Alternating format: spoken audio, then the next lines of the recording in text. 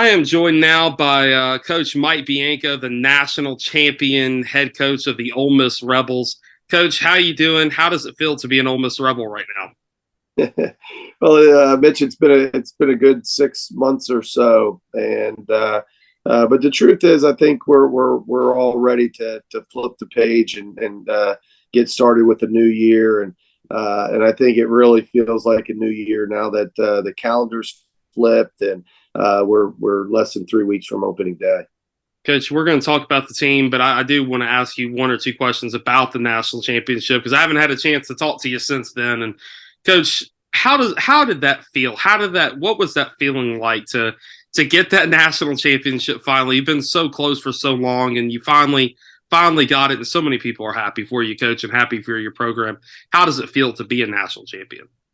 Well, I appreciate it, and uh, it's a hard question to answer, and I've tried several ways to answer it, and I think each time I answer it, I think of new answers and certain things I could say. But I think one, if any profession that you have, if at any point you reach the pinnacle of that, I mean, there's goals and dreams that that you reach, and I think a lot of the emotions, a lot of the things are probably what you would imagine, and but there's also some other parts to it, and some really cool parts that I wasn't ready for, prepared for. I think, one, I wasn't. I think the thing that sticks in the back of my head is, how important or what it meant to so many people. We have a large fan base, as you know, Mitch, and and I knew that it would mean a lot to them.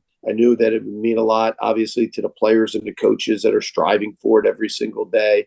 But when you talk about 20,000 people, when you talk about getting to Omaha, and you're talking about the parade and all this, and just the letters and the emails and the notes that I've gotten over the last 6 months, it's really been neat, to see how it's touched the Ole Miss family.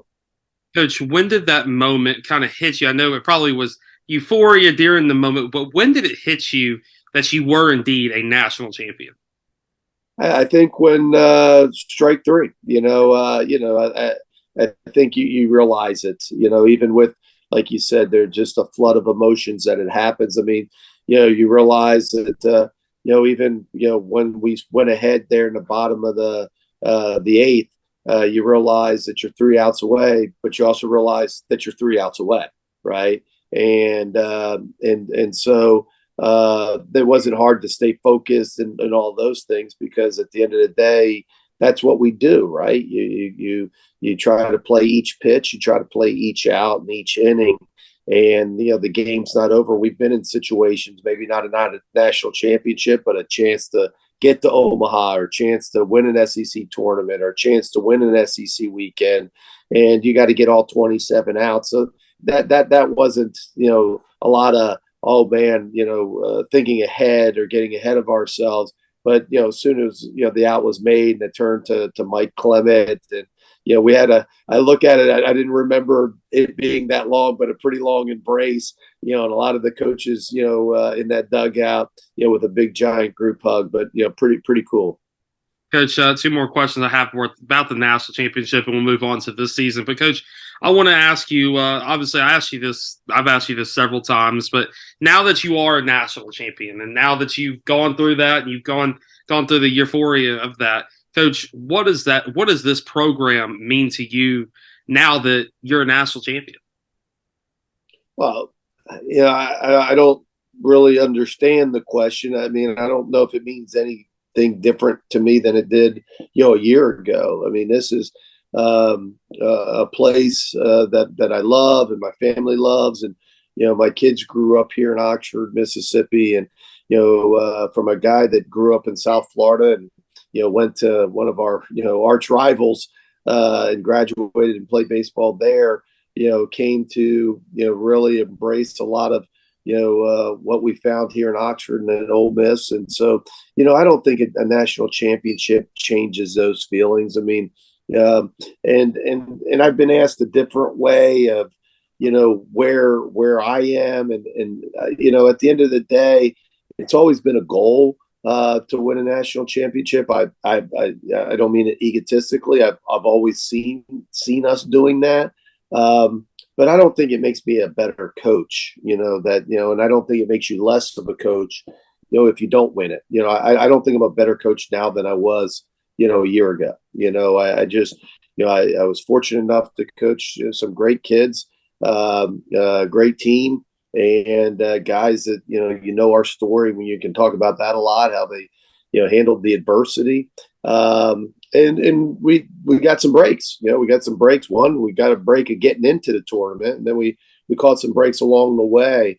And then, as everybody has said, we played really well when it meant the most. We got hot, at the end, where I think all coaches hope that you're playing your best baseball when you get to the NCAA tournament. But as far as what does a program mean to me? I mean, it means the world. But this is, again, I've invested 23 years of my life here, and the better part of my my professional career, if you will, or my occupation here, and a lot of blood, sweat, and tears, and not by a lot of people, but you asked it personally to me, and so I was going to love this place and cherish this place and this university and this job, if I won a national championship or not.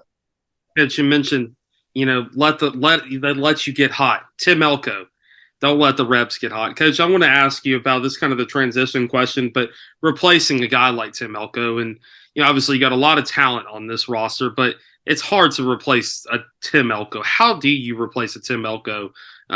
In that stature in the locker room, in that stature of what he meant to your program and to the fan base. It's a question asked a lot. How do you replace a Doug Nikhazy, or how do you, replace a Will Allen, or whoever it is, a Chris Coughlin, and so on. You can go down the road. We've had a lot of great players, and Tim, certainly has cemented himself in the history of Ole Miss baseball on a lot of different levels. Obviously the championship and the year that he had, here, but I think last year, getting hurt and playing through an injury, I think, made a lot of people stand up and notice, and a lot of people stand up and applaud. And then as you get to know Tim and get to know what kind of person he is, and you learn about, what a devout Christian he is, and what a great leader he is, and what a great teammate he is, the more you fall in love with the legend of Tim Elko. And so I've always kind of bristled at the question of how do you replace that player, that great player, because I don't think you replace him. I don't think you replace Stephen Head. I don't think you replace those types of players. You there's 9 positions in a DH, and some guys in a bullpen, and you try to formulate a team that's going to be as good or better than that team. But that doesn't mean that particular position or that particular role, that somebody is going to be better or worse, and that you're filling it like a shoe size, right? It's I don't really ever look at it that way. I think Tim was a tremendous player, and so it leaves a void in the middle of the lineup with its 24 plus home runs, and being such a threat in the middle of the lineup. I mean, that's something that we'll have to find from some different avenues, and obviously guys like Jacob Gonzalez and Kemp Alderman, I think are guys that'll bring some fear and some offensive prowess that Tim brought. And then from a leadership standpoint, the same way, and that that probably is the thing that we'll miss the most, because he was as good as leader, good a captain as we've ever had, as good a face of the program, if you will, that we've ever had. But he wasn't always the captain. He's been here, and he wasn't always successful. And I think Tim would be the first to admit, when you talk about his first couple of years, he struggled. He was unsure. He was a guy that wasn't the leader of the locker room, and he certainly wasn't the leader of the field. There was other players like Tyler Keenan and others that played in front of him and beat him out. And so there'll be other guys, and there'll be other leaders here. And I know Tim knows that, but certainly we'll miss Tim. because he was a joy to coach and certainly, a huge part of what we've accomplished. Coach, I want to ask you about your roster. You mentioned Jacob Elliott. You mentioned Kip Alderman. I want to ask you about that nucleus of your team. You got Calvin Harris, Jacob Gonzalez, Hunter Elliott, Taiwan Malone. I mean, Garrett Wood. Coach, talk about your nucleus of your team. What have you seen from those guys in the offseason and the development so far? Well, I think that's one of the things as you start to look at our team. And when you look back at last year's team and you look at Tim Elko and Kevin Graham and Justin Bench and Hayden Dunhurst, and they all move on to professional baseball. They were all mainstays in the lineup for several years. You go, wow, you guys lost quite a lot, and we did. But that was 4 of the starting 9. And so when you look at the other 5 guys that started in Omaha, they all return. And a lot of times you judge a team, especially on a position player side of how good you are up the middle. And when you look at, maybe Jacob Gonzalez being the best shortstop in the country, Peyton Chatinier returning at second base, TJ McCants returns in center field, and then Calvin Harris. And although, he moves behind the plate, he's one of the 50 rated players in the country, in all positions, and the 5th rated catcher. And he didn't even catch last year. And so, when you look at it, you return those guys, and along with, a new captain and Garrett Wood that can play any position, basically on the field. We feel really good about the nucleus and the guys that have played really well. And I think the guys are excited to accept some of the new roles that they'll have, and being leaders of the offense and being leaders of the defense and being leaders in the locker room. I know those guys are excited to take on some of those roles. Pitch, I want to ask you about some of the young guys and the transfer guys that you brought in. Who are some of those guys that the Ole Miss faithful can be excited about that maybe we have not seen a lot of in the offseason so far? Well, so much is made of the transfer portal, and our sport's a little different. I think when it comes to that, a little different, and it's probably changed more so than I would have probably thought this early on, because let's face it, we've only really had the portal less than a year to try to figure out how things were going to happen, and guys transferring immediately and so on. But we did delve into the transfer portal and get 3 outstanding players. One, Ethan Groff from Tulane, who got injured towards the end of the season with a few weeks left, maybe a month left in the season. He was easily going to probably be the American Athletic Conference Player of the Year, for Tulane. Gets injured, probably would have signed, but because of the injury, keeps him out of the draft, and he goes into the portal and he adds depth to our outfield, and probably on opening day he might be starting in center field and batting towards the top of the lineup. So there's one. And then you also have Anthony Clarko. Anthony Clarko is a first baseman, left-handed hitter, big hitter from Northwestern out of the Big Ten. Anthony's a grad transfer and big bat that's lifetime 300 hitter, hit double-digit home runs for them last year, and I think a guy that will add some depth into our lineup. First baseman, he moves well around the base, but the good news is it's another left-handed bat. After losing a couple of those bats, as we talked about. Well is Ethan Leger from Delgado Community College, a third baseman, super athletic, physical, a tough South Louisiana kid that I think is going to play terrific in the field and really help us offensively, and a good runner as well. And so those are 3 guys immediately. Some transfers from the position player side, I think, that are going to help us. And then on the mound, there's a transfer, Xavier Rivas from the University of Indianapolis, left-hander that if we were to start today, he would be one of the 3 weekend arms, or one of the 3 weekend starters. Also, you're talking about maybe the number 2 ranked recruiting class that's on campus presently, that just came in this fall, and probably led by freshman Grayson Saunier from Collierville High School, that has been outstanding Even last weekend he was outstanding and pitched two shutout innings in his first stint in inter squad games, but pitched great all fall, and a highly touted kid that had to turn down seven figures to get to college. But we're certainly glad he did, and a guy that's got an opportunity probably to start on the weekend as well. And some others, JT Quinn, another highly touted freshman pitcher from Tampa, Florida, Berkeley Prep.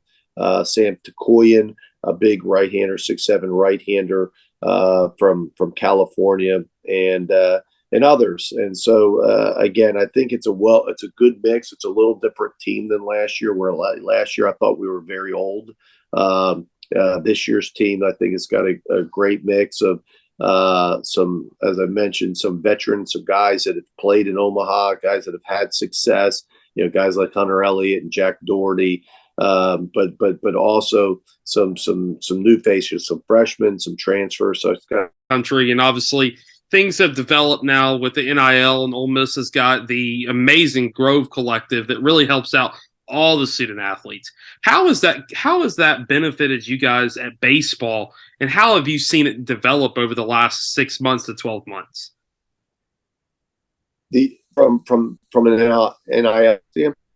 Yes, sir. From the NIL standpoint for baseball.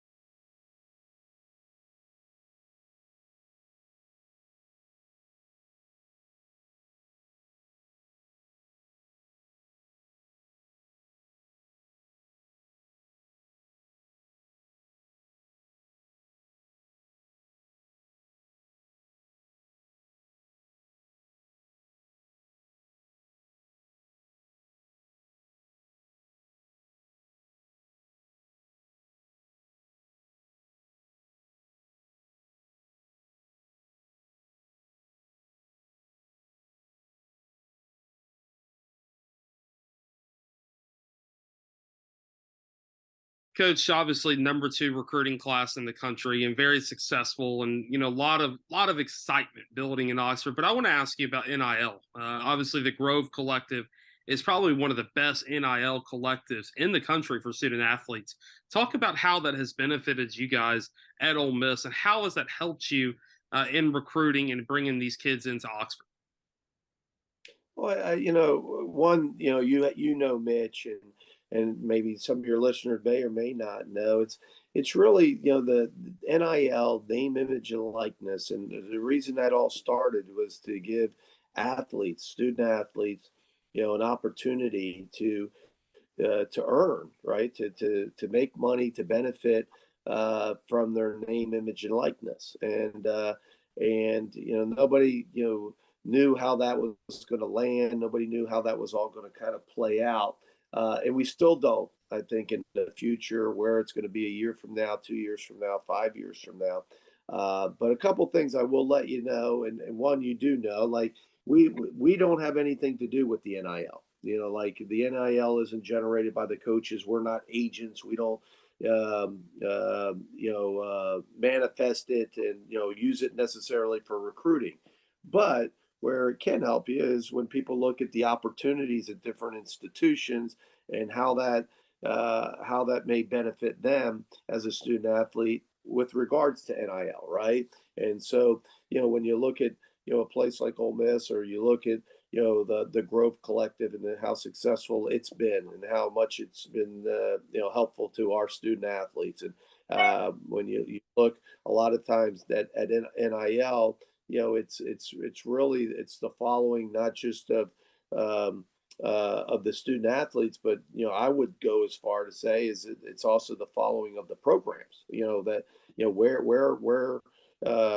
where are the programs that people are the most invested, from season ticket standpoint to social media followings and so on. And where does that sport matter, whatever that is, if it's lacrosse or if it's baseball, if it's football. And certainly, I've been excited, over the year to see how much that our student athletes have benefited, with the new rule, the NIL through the collective and other ways to benefit them through opportunities in NIL. Coach, last question I have for you. I think this is going to be kind of a fun one, but out in Omaha, you had all of your other, colleagues. You had Coach Yo, you had Kiffin, you had, Kermit. Everybody was out there cheering you guys on. I want to ask you about that Ole Miss family and, what does it mean to you as a head coach of the baseball program to have the other programs cheering you guys on? And how does that benefit you guys and how does that motivate and bring y'all together as one athletics department with one goal? Well, I think that's cool. It's one of the things that I think every athletic department's a little different. Every school's a little different. Obviously, I've worked at a couple. One in this conference, and one that's more of a mid major type of program. But I think we're a close knit group. The coaching staff, especially the head coaches, and we deal with a lot of the same things, a lot of the same issues, pros and cons, right? Being here in Oxford and being in a great college town, and how that can fit us, and sometimes sometimes it's can make things difficult. Like on a Tuesday night game, because we only have about 20,000 people that live in Oxford. We're not in Nashville. We're not in Baton Rouge. We're not in Columbia, South Carolina, and a state capital or a large metropolis. And so, some of the benefits and some of the the tough things that we have to deal with as coaches. And we talk a lot. I think we're a close knit group, as I said, and for those coaches to be in Omaha and take time, because you got to remember why we're still playing. That's a downtime for a lot of those coaches. Coach Kiffin and Coach Davis, Coach Kiffin getting ready for, the start of the season. Coach, Davis just finishing a season. Coach Yo just finished a season.